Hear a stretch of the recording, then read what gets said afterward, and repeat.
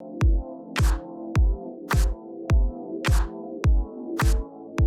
everyone, welcome to the Financial Express. And today we have a startup founder who's been in the news lately. This is Karan Bajaj from WhiteHat Jr. Karan's not just the founder of WhiteHat Jr. He's also an author, and he's written three books called "Keep Off the Grass," "Johnny Gone Down," and "The Seeker," if I'm not mistaken. He's an IIM Bangalore graduate and a marketer who's worked with many MNCs like Procter& Gamble, BCG, Kraft Foods, and Discovery Networks. And so, but today we're here to talk about what led him to one start WhiteHat Jr. And of course, we all know it's seen a phenomenal rise in the time from the time it was founded till now. So, Karan, welcome to Financial Express, and thank you for joining us. So, just starting with the question. Yeah, thank you. What led you to start WhiteHat Jr.? WhiteHat Jr. Had a very single mission right from it started. And the idea was that kids should be builders and creators. That's their natural destiny, and not consumers of technology, right? They should build and create with technology, not consume. That was kind of the idea behind WhiteHat Jr. And to give a little bit more context, very, very inspired by my own kind of reflections on once I had my own kids and I thought about what a good education for them would mean.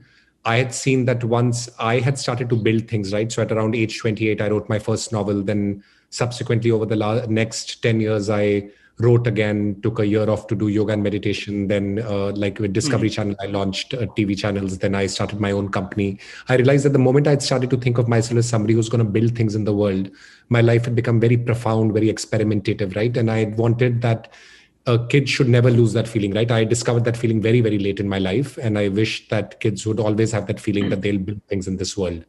And so when I read about early childhood coding, one of the biggest things that struck me was that all the experiments into early childhood coding from MIT and Tufts were indicating that kids who code early, they have this very profound feeling that, look, everything in the world is an object that's created by someone. And I can also create it now because I can use code to build things, right? So that's how the thesis came, that kids would use code to build things. That's why every class, every project in WhiteHat Jr. is about kids building stuff. And I think that led to obviously the success of the company because kids were very delighted by the curriculum. I mean, I spent my childhood playing with Lego blocks and not really coding. But do you think coding is really going to become an essential life skill now? Like, cooking, cycling, swimming, driving, going forward?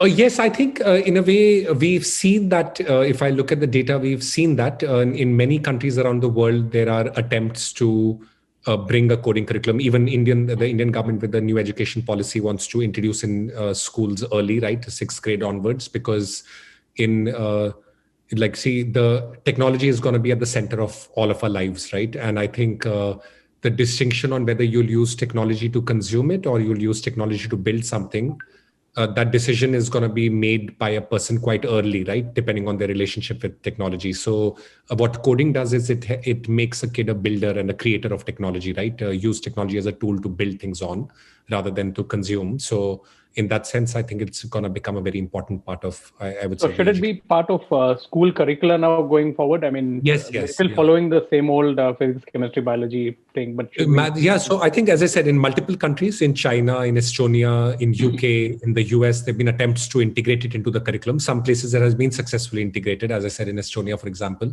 And I think Indian government also has that inclination. So we launched the school program very recently, and we've seen tremendous pickup from the schools, right? Almost we had 100 schools sign up immediately when we decided to introduce WhiteHat Jr. coding to school kids within the school. And we have paused at that because we are testing out the full delivery systems, because so far we were we were doing it directly to the student, but we are testing it out through schools. But there's been a tremendous interest from schools to introduce it. Yeah, but I mean, the kind of growth that you've seen from 2018 till now, till the Byjus acquisition happened, what do you think really fueled that growth? Do you think it was your marketing, the aggressive marketing that you all had, or was it a latent demand for something like this that was not there? It's a very good question, Roshan. I would say I would actually give the credit to two things. I think any success that WhiteHat Jr. has accomplished is a success of the teachers.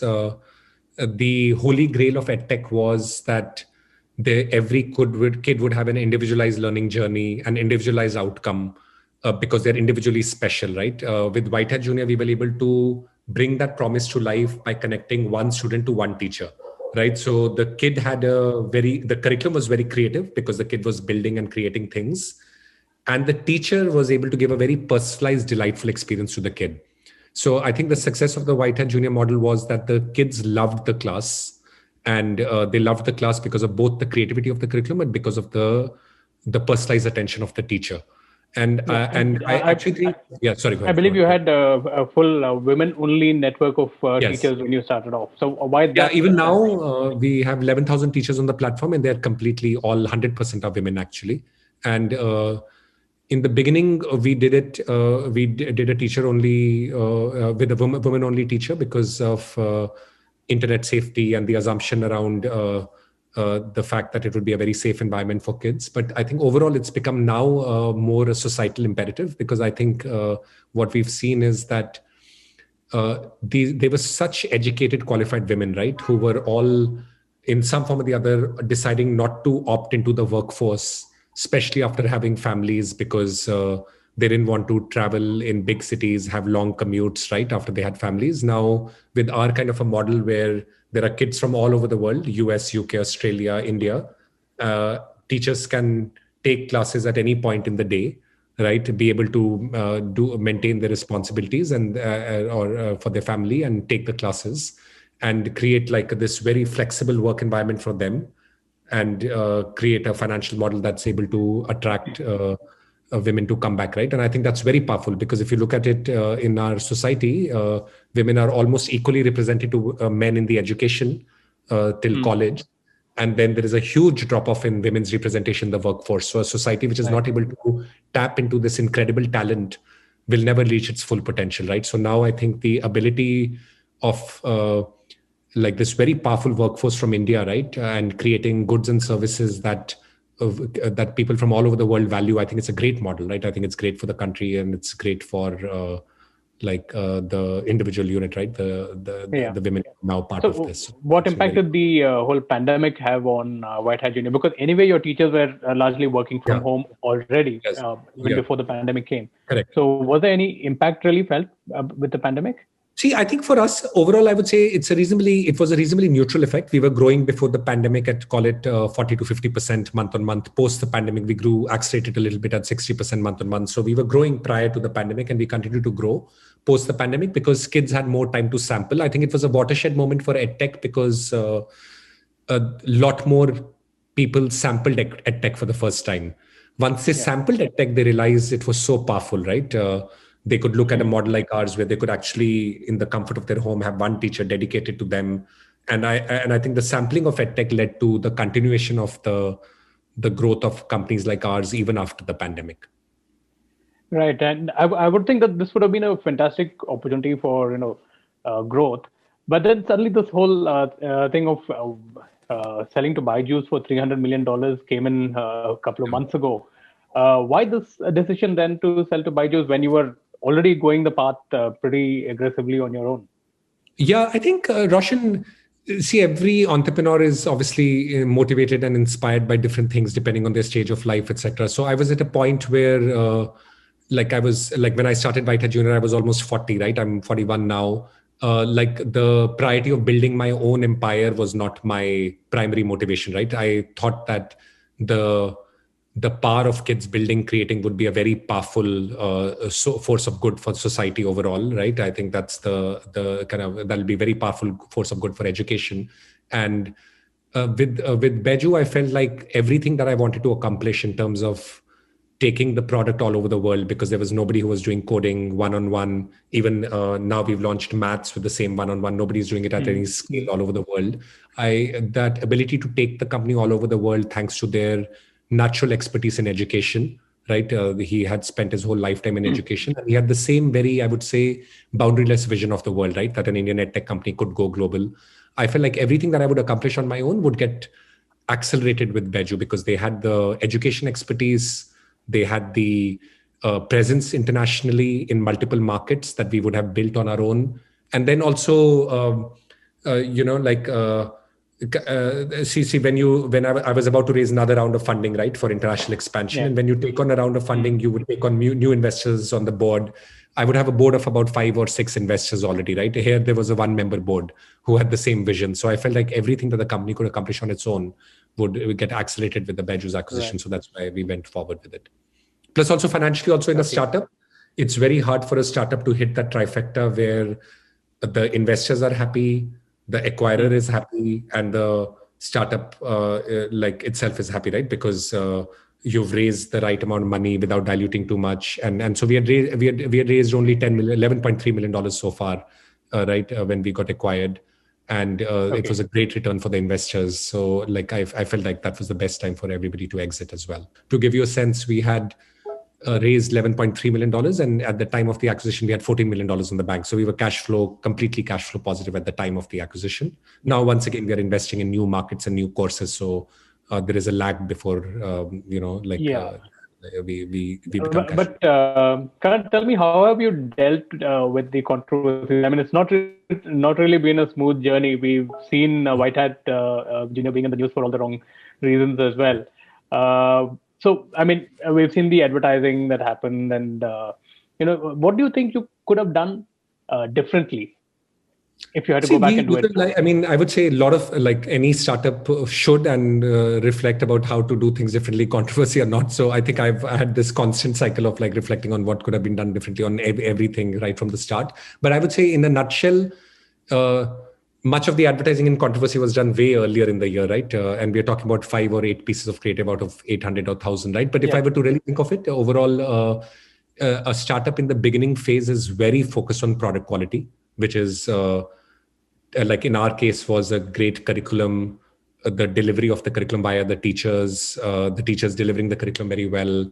Post class, it's a live operation at a very large scale, right? We do about 50,000 live classes a day right now, right? And with each of these classes, there is my laptop is not working, my audio is not right? So you have to set up a whole technical support system. So we were very focused on delivering the product, right? Which was a complex product to deliver. And I should have spent the same amount of energy in setting up systems for marketing, legal, compliance, right? Those almost always take an afterthought for a startup. I think in our case, we went from being a very young startup and scaling very, very fast within 18 months to being right at the center of the limelight, right? In a very short period of time. So I would say the vulnerabilities in our systems were were kind of referenced and mentioned a lot. So I think I've just made the systems better and better since then, from setting up like as rigorous review systems in marketing, in legal, in compliance, in every form, right? As we did on the product side, right from the beginning. Right. So now I think I would say we would be as robust in our internal review systems as would Discovery would have been, or like a Procter & Gamble would have been, companies where I was leading Discovery in India and I was an alumni of P&G. Yeah. So we've set the same. A large part of the controversy, as I see it, is also because of the education system in India, where we are so driven by marks, numbers, trying to get ahead. And I guess, that whole fear of missing out was also there among a lot of parents pushing their children into this. You think that also played a role? I think that's overplayed. I would say I don't think the parents' reception of the course was linked to that. If I were to be very self-reflective, I would say the core thesis of the company right from the start was that kids should be building and creating things. And there is a confidence that comes from being a builder and a creator. That was the thesis of the company. I would say most of the advertising, even in the early days, right? As I said, like out of 1,000 ads, I would say 900 ads would be about that, a whole aspect of coding and building and creating, right? And that's continued. So I think the main reason the course worked was because the kids told other kids. See, the reason we were cash flow positive, as you just mentioned, was that almost 70% of the revenue came from organic, right? Word of mouth, people telling other people. And that's just basically kids telling their friends that, hey, I'm doing this cool thing where I'm like building a rocket to space, it's so cool. And then other kids would sign up. And I think that led to the thing. So I would say it's overplayed that people were signing up because they were fearing of missing out on something. I think that's just very overplayed. No company, by that logic, every company would have done like an IIT course or a maths Right. course would have worked. But the real strength of it was the kids loving the course because it was so creative and loving their teachers, right? Which again is I would say, less credit to me and more credit to the fact that we have this unique country where we had this And yeah, excellent, most powerful workforce that was under leveraged, and people like us able to just leverage that. in the system of education in India, what do you think, in your opinion, needs to change going ahead? I mean, now that we've gotten used to this whole system of online education thanks to the pandemic, you think that's Yes, yes. something that can really be leveraged going forward? My overall view is that I think the government, from whatever I've read and seen, is very proactive about making, like when I look at the new education policy, the substance behind the new education policy, the ideas are all very strong, right? I think the question is, how do we implement that, and with people like us, like entrepreneurs like us, help in creating a physical digital hybrid model where uh, the school system can also benefit from all of the innovation that's happening in the technology, in the Yeah. education technology space. So I see that there'll be more and more physical digital collaborations that will happen, so that the same innovation that's happening in the technology side becomes a part of the physical infrastructure of schools as well.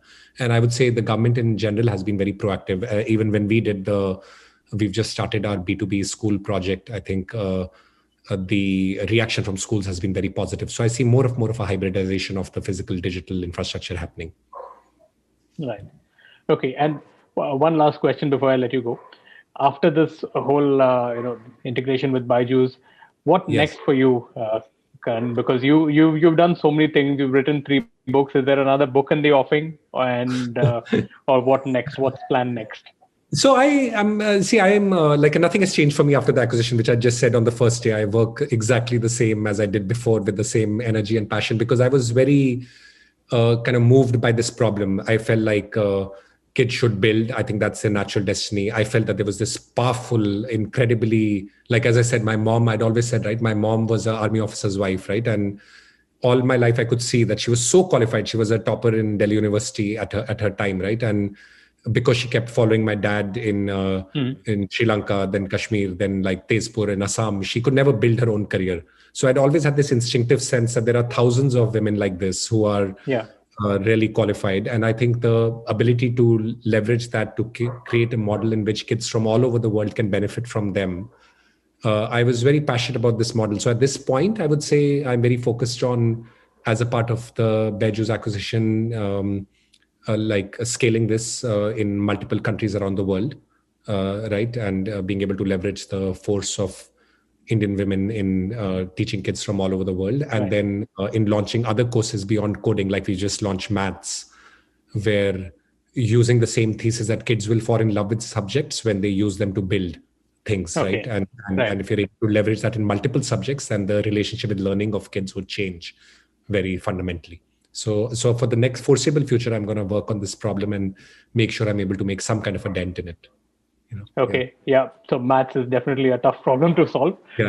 But and the early signs are very encouraging. It's very positive to see how much the thesis that kids would love building, like love a subject because they're building something and it comes to life. Yeah. great. Great, Karan. It's lovely speaking to you, and thanks for talking to Financial Express. And we wish you all the best in your endeavors going forward. Hope to see some more exciting stuff coming out from you. Thank you Roshan, a so real pleasure. much. Thank you very much. It's really a real pleasure to speak to Thank you. you. Thank you.